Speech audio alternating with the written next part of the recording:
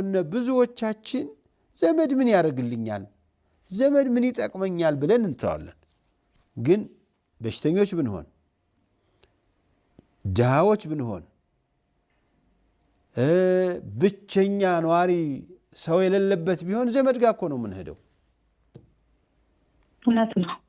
እህት ጋራ ወንድም ጋራ መኖር ያልቻለ ህዝብ እንዴት ትዳር ጋራ ከአጅነቢ ጋራ ከባዕድ ኦሮሞ ከአማራ ጋራ ጉራጌ ከስልጤ ጋራ ተጋብቶ እንዴት እኖራለሁ ብሎ ያስባል ከናቱ ልጅ ጋራ ተግባብቶ መኖር ያልቻለ ከናቱ እህት ጋር ከናቱ ወንድም ጋር መኖር ያልቻለ ስለዚህ ሙሉ በሙሉ በቃ ሁሉም ነገር አልጋ ባልጋ አይሆንም ለፍ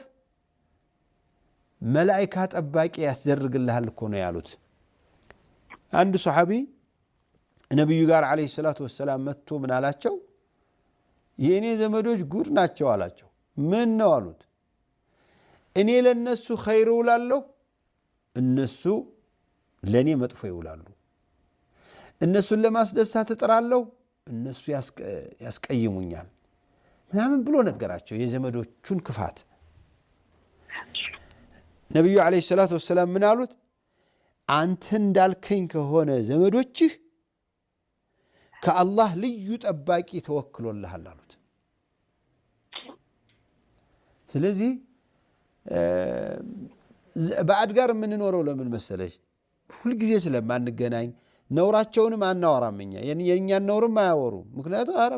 ምን አገባኝ ብለን ስለምን እህቶቻችን ወንድሞቻችን ጋር አጎት ልጆቻችን ጋር ማንግባባው ስንሳሳት አንዱ ሌላውን ያርማል እንዴ ይሄ እኮ ነውር ነው አንቺ ይሄ እኮ ስተት ነው አንተ ስለምንለው ምን አገባሽ ማለት ይመጣል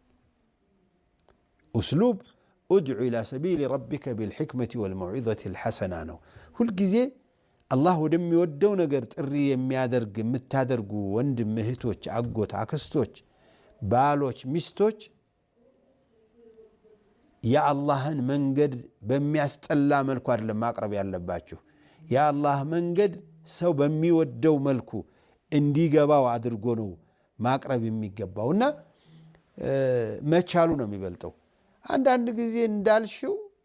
በቀረብን ቁጥር ይባባስና የኛም ሰይጣን የኛም ስሜት ይነሳሳና ሌላ ነገር ይፈጠራል ዛሬ ቅርብን ብለን ሄደን ታርቀን የባሰ እንጣላለን ደሞ አሁንም ባካችሁ እንታረቅ ብለን ደሞ ኢዱ መጣ ረመዳኑ መጣ ብለን እንደገና እናደርጋለን የሚቀጥለው ላይ የባሰ እንዲያውም ወደ ቤተሰብ ወደ ልጆች እየተላለፈ አስቸግሮናል ቢቀር ይሻላል የሚሉ አሉ والله እንደኔ ግን እንዲያው የዝምድናን ደስታ የዝምድናን